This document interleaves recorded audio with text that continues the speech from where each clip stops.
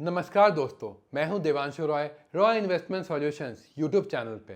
और मैं आपके लिए आज लाया हूं कुछ फंड्स के नाम जो कि लास्ट 3, 5 एंड 7 साल से लगातार अपने इन्वेस्टर्स को 20% से भी ज़्यादा हर एक साल रिटर्न देती हुई आई है। आज मैं आपके साथ एक आर्टिकल के बारे में डिस्कस करूंगा कि उस आर्टिकल में कौन से ऐसे 15 फंड्स के नाम दिए गए हैं जिन्होंने हर एक इन्वेस्टमेंट होराइजन में अपने इन्वेस्टर्स को 20% से ज़्यादा रिटर्न दिए हैं। तो आइए हम लोग इस वीडियो में आगे चलते हैं एंड जानते हैं उन फंड्स के नाम जो कि हमारे वेल्थ क्रिएशन जर्नी को अच्छा बनाता है। तो चलिए चेक करते हैं इन चैंपियंस की लिस्ट को।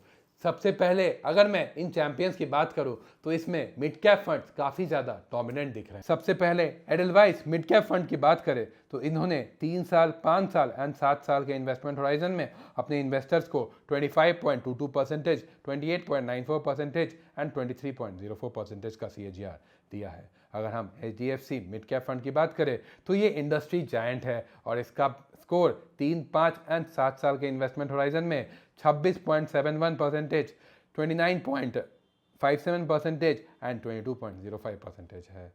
लेकिन वेट, अगर 3 साल के चैंपियन की बात करें तो Invesco India mid cap fund इन्होंने 3 साल में सबसे ज़्यादा हाईएस्ट रिटर्न दिया है जो कि 28.54% का CAGR दिया है। अगर मैं इनके 5 साल और 7 साल के रिटर्न्स की बात करूं तो इसके 5 साल और 7 साल के रिटर्न्स 28.18% एंड 22.69% है। अगर मैं इन सब को क्लब करके बात करूं तो Kotak mid cap, Mahindra Manulife mid cap भी शामिल है जिन्होंने सभी टाइम फ्रेम्स में 20% के मार्क को क्रॉस किया है। क्लियरली मिड कैप स्पेस ने पिछले 5 से 7 साल में इन्वेस्टर्स के झोली भर दी है एंड काफ़ी अच्छा रिटर्न दिए हैं। तो चलिए बात करते हैं मार्केट के रॉकेट्स की जो कि स्मॉल कैप फंड्स है। नंबर 1 फंड जो कि इस लिस्ट को हिला के रखा है वो है क्वांट स्मॉल कैप फंड। अगर मैं इसके 3 साल के रिटर्न्स की बात करूं तो 3 साल में इन्होंने 24.68% का रिटर्न दिया है, 5 एंड 7 साल में 33.57 एंड 26.50% का रिटर्न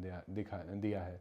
सोच के देखिए, 7 साल हर साल 26.50% का रिटर्न। जिन्होंने 7 साल पहले 1 लाख लगाए होंगे उसकी वैल्यू अभी 5 लाख से भी ज़्यादा हो गई होगी। इसके अलावा Nippon India small cap fund ने भी काफ़ी कमाल किया है जिन्होंने 5 साल के इन्वेस्टमेंट होराइजन में 32.49% का रिटर्न दिया है एंड 7 साल के इन्वेस्टमेंट होराइजन में 24.12% का रिटर्न दिया है। सुंदरम स्मॉल कैप फंड भी है लिस्ट में। सिर्फ और सिर्फ मिड कैप और स्मॉल कैप फंड्स ही नहीं जिन्होंने 20% से ज़्यादा रिटर्न दिए हैं, कुछ ऑल अराउंडर फंड्स भी है जिन्होंने 20% से ज़्यादा रिटर्न दिए हैं लास्ट 3, 5 और 7 साल के इन्वेस्टमेंट होराइजन में। सबसे पहले निपॉन इंडिया का एक और फंड है Nippon India multi cap fund, जिन्होंने 5 साल में 29.86% का शानदार रिटर्न दिया है। साथ में ही Mahindra Manulife multi cap fund भी है, वो भी लिस्ट में शामिल है। अब आप एक नाम जो आप सभी जानते हो, इंडिया का सबसे फेवरेट फ्लेक्सी कैप फंड, वो है पराग पारिक फ्लेक्सी कैप फंड, जिन्होंने 3 साल में 21.83% का रिटर्न दिया है, 5 साल में 22.37% का रिटर्न दिया है एंड 7 साल में 21.01% का सॉलिड कंसिस्टेंट रिटर्न बनाया है। और लास्ट में एक यूनिक कैटेगरी का लीडर जिसे हम SBI कॉन्ट्रा फंड के नाम से जानते हैं, ये सबसे बड़ा और पुराना कॉन्ट्रा फंड है जिन्होंने 7 साल में 21.70% का रिटर्न डिलीवर किया है अपने कस्टमर्स को। अगर आपको भी मार्केट लीडर्स के बारे में कोई आइडिया नहीं है एंड आप एक चाहते हैं कि आपको प्रोफेशनल हेल्प मिल पाए तो आप हमारे फ़ोन नंबर्स पर ज़रूर संपर्क कर सकते हैं या नीचे दिए गए डिस्क्रिप्शन बॉक्स के लिंक के साथ हमारे साथ ज़रूर जुड़ सकते हैं। ये नंबर्स 25%, 30%, 35% सुनने में काफ़ी अच्छा लगता है ना, बट मैं आपको एक बात बता दूं कि पास्ट परफॉर्मेंस फ्यूचर परफॉर्मेंस की कोई गारंटी नहीं लेता है। आपको पास्ट परफॉर्मेंस को देख के फ्यूचर परफॉर्मेंस का इंटरप्रिटेशन बिल्कुल नहीं करना चाहिए। ये जो 15 फंड्स के नाम मैंने आपको बताए हैं, ये सिर्फ और सिर्फ इकोनॉमिक टाइम्स का एक आर्टिकल है जिसका मैंने आपको सिंप्लीफाई करके ईजी में बताया है।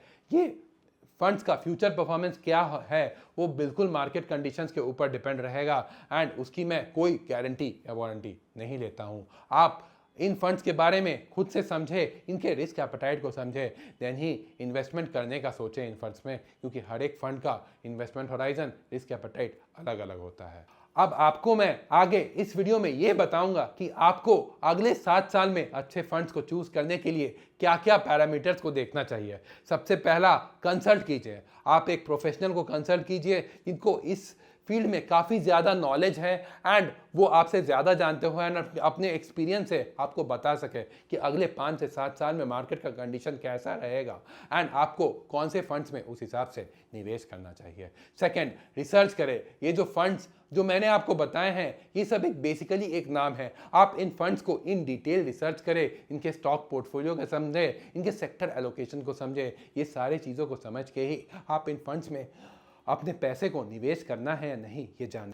तीसरा, डाइवर्सिफाई करें। कभी भी अपने सारे पैसे को एक ही म्यूचुअल फंड में निवेश ना करें क्योंकि आपको कंसंट्रेशन रिस्क काफ़ी ज़्यादा हो जाएगा। अगर वो फंड ने अच्छा परफॉर्म किया तब तो आपकी बल्ले बल्ले रहेगी, बट अगर उस फंड ने खराब परफॉर्म किया तो आपको बहुत ज़्यादा लॉस हो सकता है। इसीलिए हमेशा कहा गया है, don't put all your eggs in one basket.